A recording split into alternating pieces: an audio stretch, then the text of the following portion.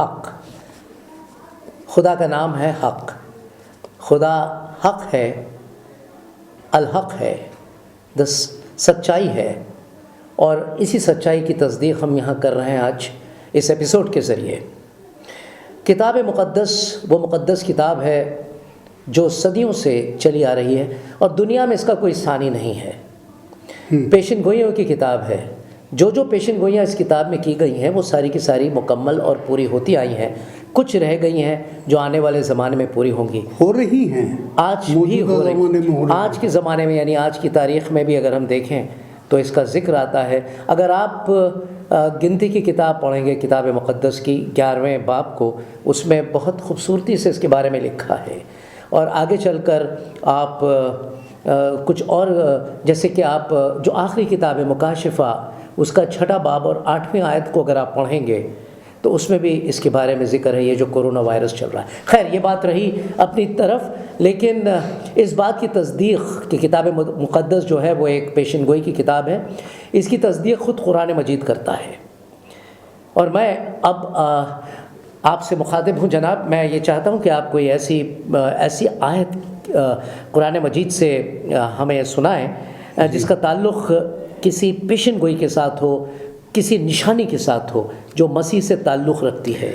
دیکھیے، جیسے ابھی میں نے پچھلے ایپیسوڈ میں قرآن مجید سے سورہ مریم اور اس کی 19 20 21 آیت پڑھی تھی، تو وہاں وہ حضرت جبرائیل حضرت مریم سے کہتے ہیں کہ یہ کام خدا کی طرف سے مقرر ہو چکا ہے، اور اللہ تعالیٰ کا فرمان ہے کہ وہ ہم ایسا ہی کریں گے، وہ ہماری طرف سے اہل جان کے لیے ایک نشانی اور ذریعہ رحمت ہوں گے۔ نشانی کا مطلب کیا ہے؟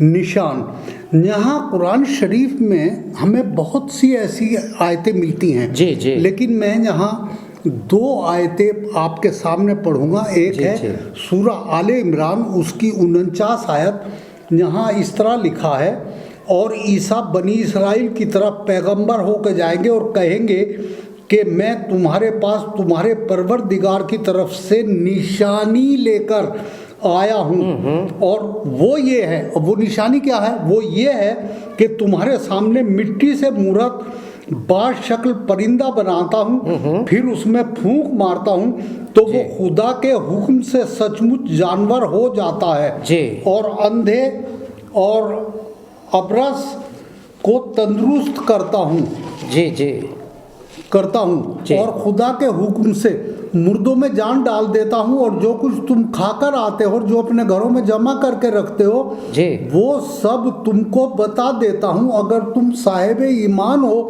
تو ان باتوں میں تمہارے لیے قدرت خدا کی نشانی ہے۔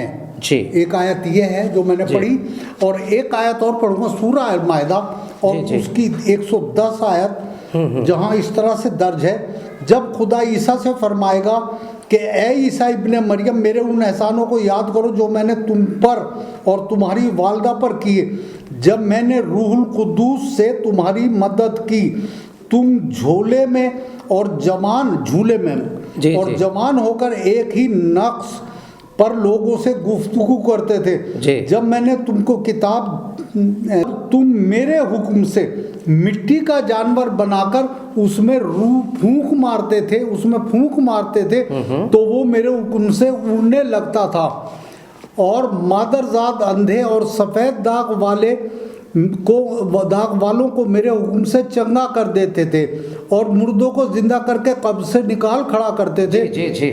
تو یہ ساری کی ساری باتیں نشان ہیں۔ آگے کہتا ہے، اور جب میں نے بنی اسرائیل کے ہاتھوں کو تم سے روک دیا، جب تم ان کے پاس کھلے ہوئے نشان لے کر آئے، جو ان میں سے کافر تھے کہنے لگے یہ سرہی جادو ہے۔ تو یہاں جتنے معجزات یعنی نشانات کا مطلب ہے معجزات خداوند یسوع مسیح نے کیے، ان کی سب کی تصدیق قرآن مجید کر رہا ہے۔ جی ہاں، تو ابھی یہاں انہوں نے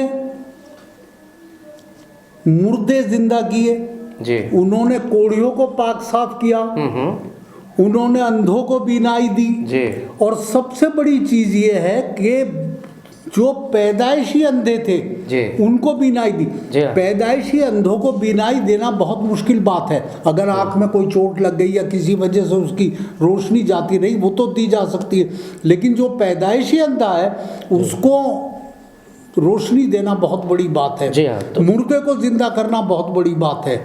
جی, تو قرآن مجید جو ہے اس بات کی تصدیق دیتا ہے, لیکن ایسی تصدیق اس نے کسی اور نبی یا پیغمبر کے بارے میں نہیں دی. تو اب ذرا ہم کتاب مقدس کی طرف چلتے ہیں اور میں چند آیات جو ہے پیش کرنا چاہتا ہوں ہمارے عزیزوں کے سامنے. سب سے پہلے میں لوں گا لوکا کی انجیل کا دوسرا باب جو ہے وہ ایک نشانی کے طور پہ میں لانا چاہتا ہوں. جی. وہاں پر یہ ہے کہ اور سب لوگ جب بی بی مریم حاملہ تھیں جی اس وقت ہیرودس جو راجا تھا اس نے ایک حکم اعلان کیا کہ سب لوگ اپنے اپنے گاؤں اپنے شہر چلے جائیں تاکہ ان کے نام لکھائی ہو. اور سب لوگ جب نام لکھانے کے لیے اپنے اپنے شہر کو گئے, پس یوسف بھی گلیل کے شہر نصر سے داؤد کا شہر بیت لحم کو گیا جو یہودیہ کے پاس تھا, اس لیے کہ وہ داؤد کے گھرانے اور اولاد سے تھا. تو وہاں پر وہ جاتے ہیں, وہاں پر مسیح کی پیدائش ہوتی ہے. اور جب پیدائش ہوتی ہے تو کیا ہوتا ہے؟ اب 8ویں آیت سے ہم دیکھتے ہیں ایک نشانی, زبردست نشانی. جی.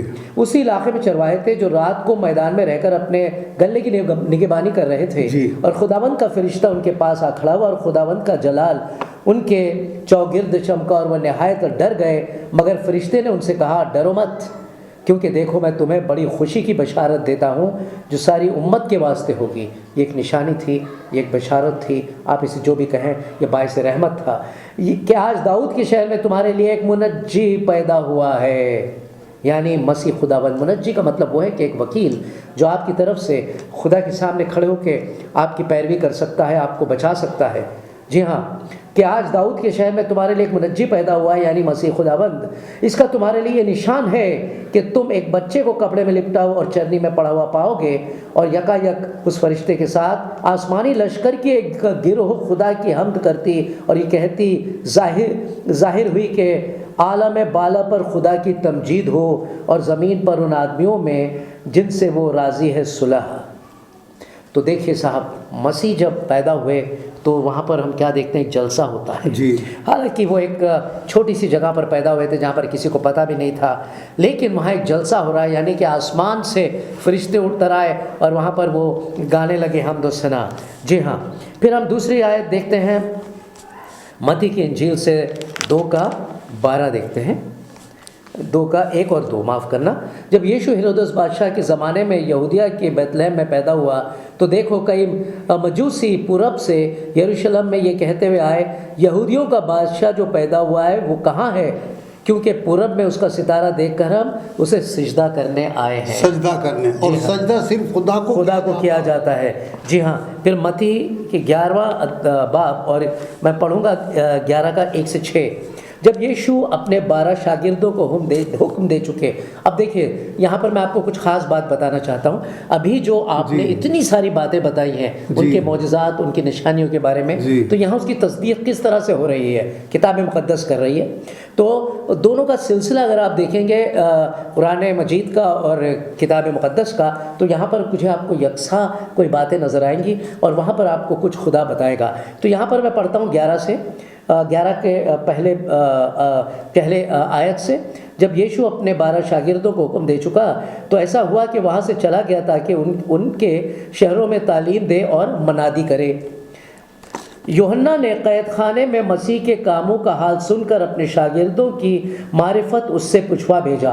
یوحنا کون؟ یوحنا بپتسمہ دینے والے, یعنی حضرت یحییٰ. وہ جیل میں تھے اور ان کو قتل کرنے کا منصوبہ بنایا جا رہا تھا, لیکن اس سے پہلے انہوں نے بھیج دیا کس کو اپنے شاگردوں کو پوچھ کے آؤ یشوع مسیح سے کچھ, آنے والا تو ہی ہے یا ہم دوسرے کی راہ دیکھیں, کہ تو ہی ہے کہ کوئی اور بھی آنے والا ہے تیرے بعد. ان کے بعد کوئی اور آنے والا نہیں تھا. یشوع کے بعد, مسیح کے بعد, مسیح آخر الزماں رہے ہیں جو خدا کی طرف سے بھیجے گئے تھے. آنے والا تو ہی ہے یا ہم دوسرے کی راہ دیکھیں. یسوع نے جواب میں ان سے کہا, جو کچھ تم سنتے ہو اور دیکھتے ہو جا کر یوحنا سے بیان کر دو. اب شاگردوں سے فرماتے مسیح کہ اندھے دیکھتے اور لنگڑے چلتے پھرتے ہیں، کوڑی پاک صاف کیے جاتے ہیں اور بہرے سنتے اور مردے زندہ کیے جاتے ہیں، اور غریبوں کو خوشخبری سنائی جاتی ہے، یعنی انجیل دی جاتی ہے ان کے لیے جن کے دل ٹوٹے ہوئے ہیں، جو پست حال ہیں، جو زندگی سے پریشان ہیں، اور مبارک وہ ہے جو میرے سبب سے ٹھوکر نہ کھائے۔ تو یہ چیزیں ہم یہاں پر دیکھتے ہیں جو خدا نے ظاہر کی ہیں۔ تو اب کتاب مقدس اور قرآن مجید جو ہے، اگر آپ ان کا مطالعہ کریں گے تو آپ ان باتوں کو دیکھیں گے، اور آپ پھر یہ نہیں کہیں گے کہ کتاب مقدس کو بدل دیا گیا ہے یا اس کلام کو خدا نے رد کر دیا ہے۔ تو عزیزوں، اب آپ سے اجازت چاہتے ہیں، پھر ہم ملاقات کریں گے، کچھ اور خاص باتیں لے کر آپ کے سامنے ہم آئیں گے۔ تب تک کے لیے اجازت، خدا حافظ۔ خدا حافظ۔